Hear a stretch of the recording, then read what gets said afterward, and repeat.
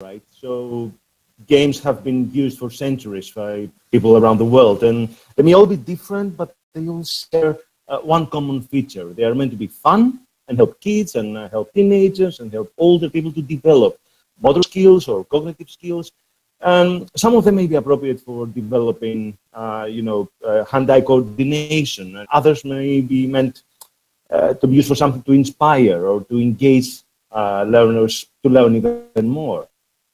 And in ELT, we've been using games for quite a while, long before we even started using digital games or online games. And we use them not just for ELT, but trying to teach more or less any subject.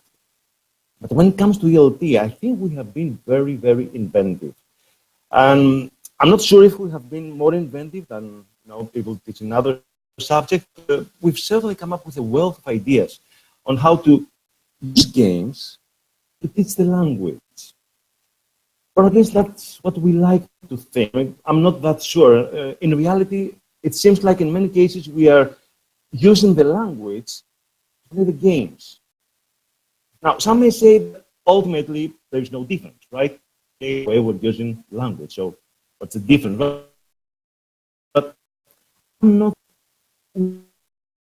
We're supposed to believe that the more fun the game, the more the students will learn, right? But first we need to ask ourselves, why do kids, as anyone, play games?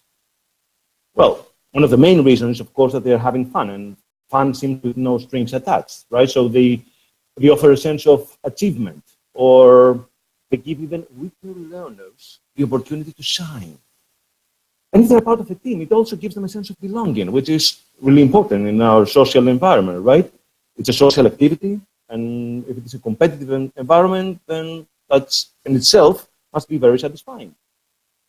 In a sense, we seem to believe that the game is its own reward. And we have been using quite a lot, actually. I've heard of people using even like Grand Theft Auto or The Sims or so many other games. Motivation to learn. Yeah, okay, so they may be for certain people, like adults, for example, who are told to play a game as a means to learning a language. And that may indeed improve the skills that they engage, when they engage into playing, and they will learn relative language, they communicate with other players around the world. If they find the right game, and they will really benefit because they combine interest and aims.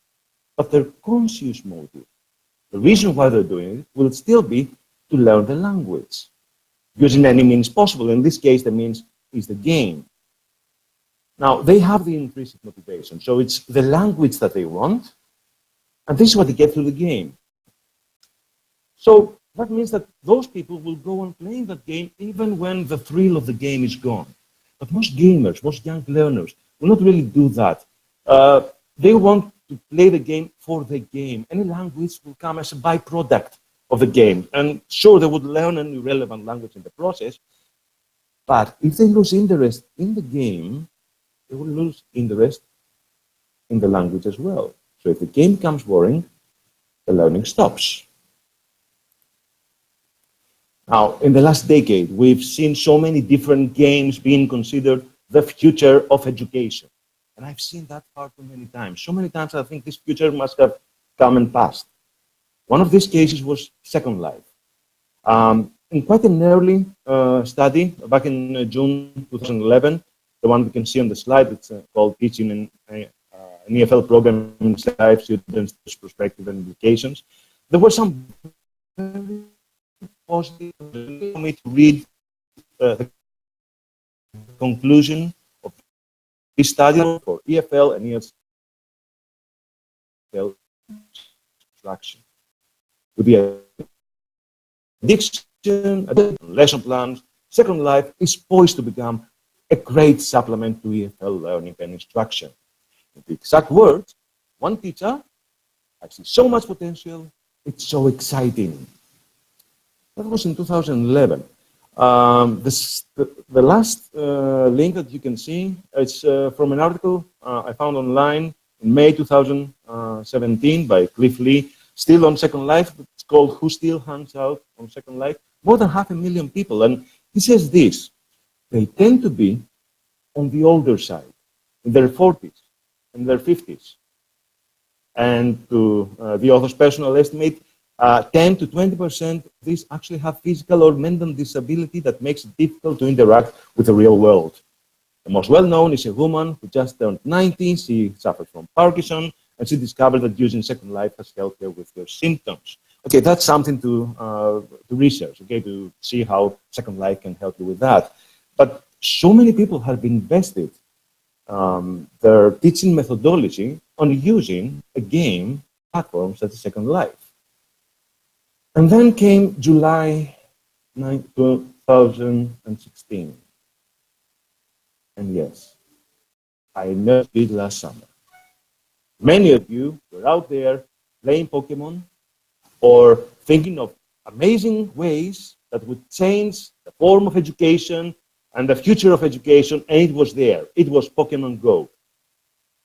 Now, something odd happened in July when so many people said that this is the way to go forward, and we should exploit the popularity of the game to teach anything from grammar or geography or maths or whatever else. And this went on in August, and so many more blogs came claiming that this was the way to go forward. The kids like it, out and play with it, so let's teach them stuff. And then September came, and the game lost popularity. And no kids were playing anymore. And all these nice ideas and lesson plans, it just went unused for the rest of the year.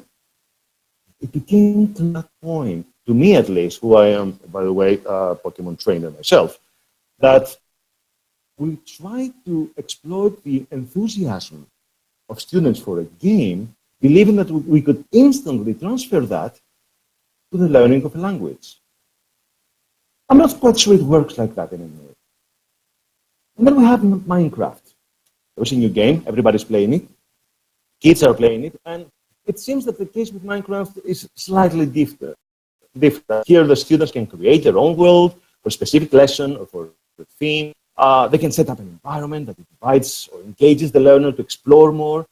And the game itself invites inquiring mind, and it's up to the teacher to use the right resources to lead the learners to the targeted knowledge. What has kept this afloat so far, at least, is the fact that it is the most creative game that can be altered by both teachers and students.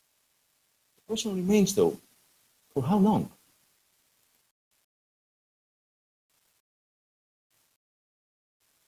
A definition versus game-based learning that I found by David Doxon. He said that gamification is the application of game-style elements such as points, levels of challenge, or the non-game context to a language classroom, whereas game-based learning is about the actual use of games in the learning process as a source of and as an inspiration for the learning language. In other words, to use the game to, for example, describe in an essay or in a project what Minecraft does, instead of putting labels or games or points for every single exercise that you do. And then publishers came. Obviously, publishers couldn't be indifferent to this.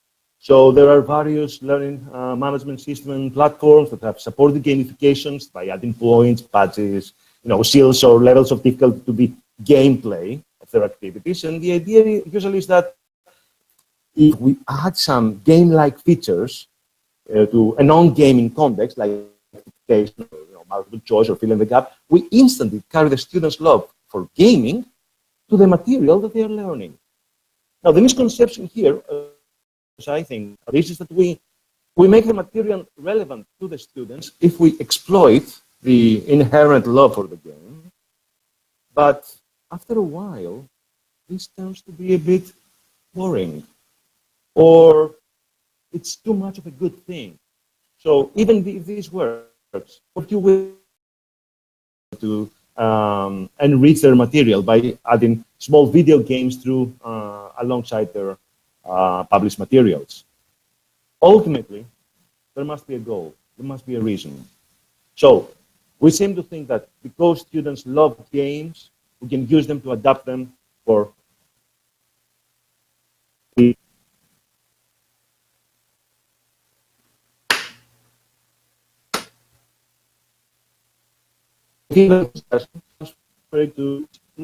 not the learning part. So the latter is a byproduct of the fun. You can exploit the former to an extent, not invest. If you are paying for freerice.com, at least those guys give free food to people in need. Thank you.